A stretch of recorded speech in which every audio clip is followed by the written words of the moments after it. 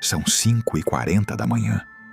O despertador toca no Itaim Paulista e o som não é um convite para acordar, é um aviso de guerra. Guilherme abre os olhos encarando o teto com mofo, aquele teto que ele prometeu consertar 6 meses atrás. Mas nunca sobra dinheiro. Ele tem 20 anos. Dizem que essa é a melhor fase da vida, o momento de construir o futuro. Mas para o Guilherme, o futuro se resume a pegar a linha 12 Safira e torcer para não ser esmagado antes de chegar no Brás. Ele levanta, lava o rosto com água gelada para tirar o peso do sono e sai. A rua está escura e a chuva fina de São Paulo não limpa nada, só deixa tudo mais cinza e escorregadio. Ele caminha até a estação, desviando das poças de óleo e lama, com o capuz do moletom cobrindo a cabeça, tentando se proteger do frio que entra pelos buracos do tênis gasto. A plataforma da estação Itaim Paulista já está um formigueiro. O cheiro é uma mistura de café barato, roupas úmidas e desodorante vencido. Quando o trem chega, não existe educação. Existe sobrevivência. O corpo humano vira massa de manobra. Guilherme é empurrado para dentro, prensado contra a porta de vidro engordurado. Durante 40 minutos ele não mexe os braços. Ele apenas existe, balançando conforme o trem chacoalha nos trilhos velhos, olhando para o nada, pensando na loja de eletrônicos onde ele vai passar as próximas 9 horas em pé, ouvindo reclamação de cliente e ganhando um salário que mal paga o aluguel. Ele se sente um leão enjaulado, lutando uma batalha diária que não tem vencedor. Você conhece essa sensação? De estar cercado por milhares de pessoas, mas sentir uma solidão absoluta, como se você fosse a única peça defeituosa na engrenagem? Ao desembarcar na estação Brás, o caos se multiplica. É o coração pulsante da cidade, bombeando gente para todos os lados. O barulho é ensurdecedor. O som das catracas, os avisos sonoros, os gritos dos ambulantes, o passo apressado de uma multidão que não olha para os lados. Guilherme caminha mecanicamente, mas hoje algo está diferente. O estômago dele revira. Talvez tenha sido o salgado da noite anterior, ou talvez fosse o nervosismo acumulado. Ele precisa ir ao banheiro. Ele desvia da rota de saída e entra no corredor de azulejos brancos encardidos do banheiro masculino. É aqui que a história muda. Presta atenção. Banheiros de estação de trem são lugares de passagem. Ninguém quer ficar ali. É entrar, usar e sair. Mas assim que Guilherme passou pela porta, a pressão no ar mudou. Sabe quando você está num avião e o ouvido estala? Foi isso. Mas foi um estalo silencioso. Ele entrou numa cabine, fez o que precisava fazer. E ao lavar as mãos na pia de metal riscado, ele percebeu o silêncio. Não o silêncio de pouca gente. O silêncio absoluto. O vácuo. O barulho de 1000 pessoas, dos trens, dos alto-falantes. Tudo foi cortado como se alguém tivesse puxado o fio da tomada da realidade. A água da torneira não era transparente. Ela saía com uma cor de ferrugem, um marrom avermelhado, e cheirava a cobre, a sangue velho. A luz fluorescente no teto começou a zumbir, um som elétrico grave que parecia vibrar dentro do dente dele. Guilherme olhou para o espelho. O reflexo dele estava lá, mas parecia atrasado. Como se ele se mexesse e o reflexo demorasse meio segundo para acompanhar. Um glitch na matriz. Antes de eu te contar o que ele viu quando abriu a porta para sair, eu preciso te fazer uma pergunta séria. Você já teve aquela sensação de déjà vu, mas ao contrário? A sensação de estar num lugar que você conhece muito bem, como sua casa ou seu trabalho, mas sentir que algo está fundamentalmente errado?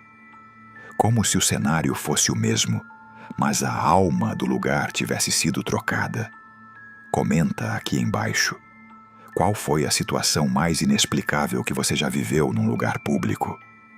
O Guilherme estava prestes a descobrir que o Brás tem camadas que a gente não vê. Ele secou as mãos na calça e empurrou a porta de saída. O coração dele parou por um segundo. Ele deveria ter saído no saguão movimentado da estação. Mas o que ele viu foi uma ruína.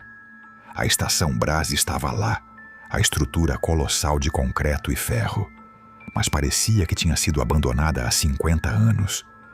O teto de vidro estava estilhaçado e a chuva que caía lá dentro não era fina e fria. Era grossa, escura e oleosa. O chão estava coberto de lixo, mas não lixo recente. Eram jornais amarelados, pedaços de metal retorcido e uma vegetação negra que crescia nas frestas do piso, como veias pulsando. Os trilhos. Meu Deus, os trilhos.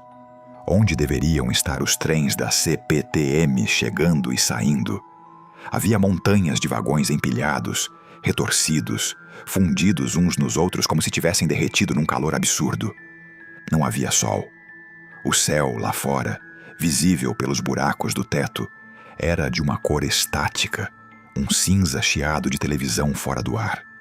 Guilherme tentou gritar, chamar alguém, mas a voz não saiu. O ar era pesado, tinha gosto de enxofre e poeira antiga. O medo virou pânico, e o pânico virou instinto. Ele precisava sair dali. Ele correu em direção à saída principal, onde fica o largo da estação, aquele lugar famoso pelos vendedores ambulantes, pelas barracas de fruta, pelo cheiro de churrasquinho grego. Ele correu tropeçando nos escombros, a respiração curta, o peito doendo. Quando ele chegou na porta principal, ele travou. A praça estava lá. Mas os vendedores não eram humanos, ou talvez já tivessem sido um dia.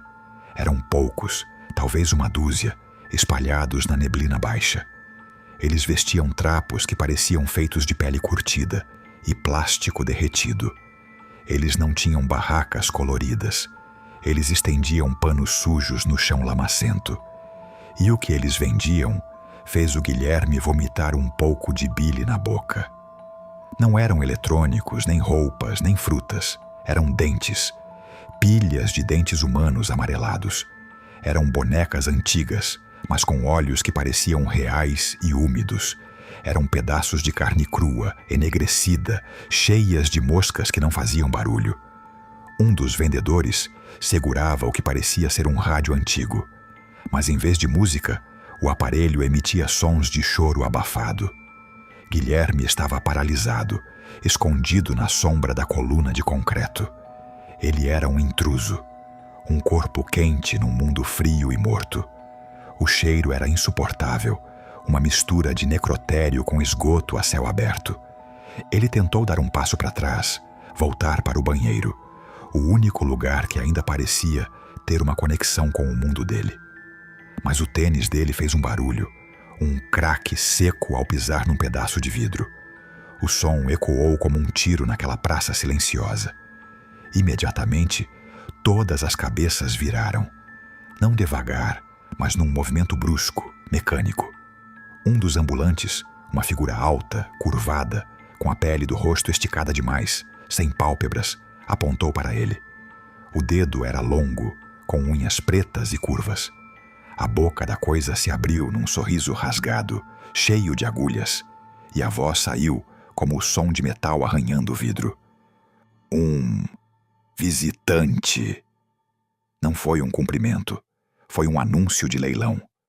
Os outros começaram a levantar, largando suas mercadorias macabras. Eles olhavam para o Guilherme com uma fome antiga. Eles não queriam vender nada para ele, eles queriam ele. O Guilherme não pensou. O corpo dele agiu sozinho. A adrenalina explodiu no sangue e ele correu. Ele girou e correu de volta para o interior da estação, ouvindo os passos arrastados e rápidos vindo atrás dele. Pega, carne, nova. Ele ouvia os sussurros ecoando nas paredes.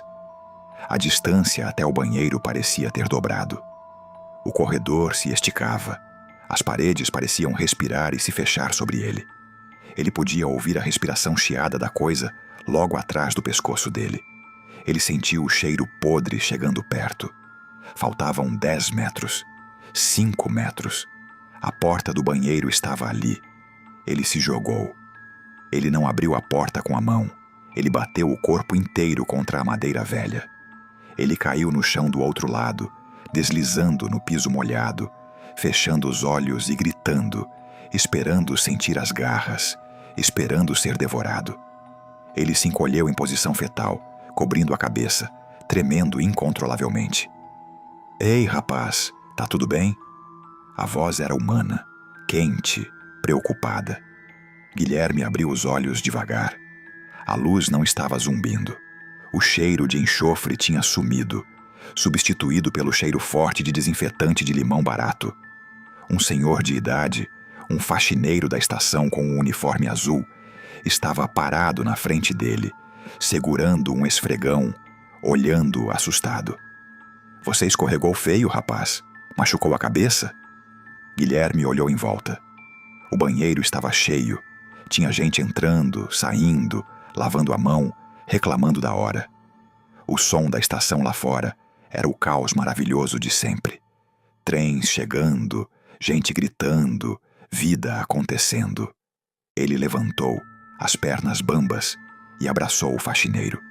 O senhor ficou sem reação, mas deu 2 tapinhas nas costas dele. Guilherme saiu dali correndo. Ele não foi trabalhar. Ele pegou o primeiro trem de volta para o Itaim, chorando o caminho todo. Ele perdeu o emprego naquele dia, mas ele não se importou, porque ele sabia que se tivesse ficado naquela praça mais um segundo, o preço que ele ia pagar seria muito mais alto do que um salário mínimo. Hoje, o Guilherme trabalha num escritório, longe do centro. Ele nunca mais pisou no Brás. E toda vez que começa a chover e o céu fica daquele cinza estático, ele sente um cheiro de enxofre e ouve, bem baixinho no fundo da mente, o som de metal arranhando o vidro. E você? Teria coragem de encarar a rotina do trem de novo depois disso? Se essa história fez você olhar diferente para a sua estação, deixa o like para fortalecer o pesadelo. Se inscreve no canal e ativa o sino, porque existem lugares em São Paulo que não estão no mapa. E se você acha que o Brás é assustador, você precisa ver o que a gente descobriu no hospital abandonado de 1986. O vídeo tá na tela. Clica aí, se tiver coragem.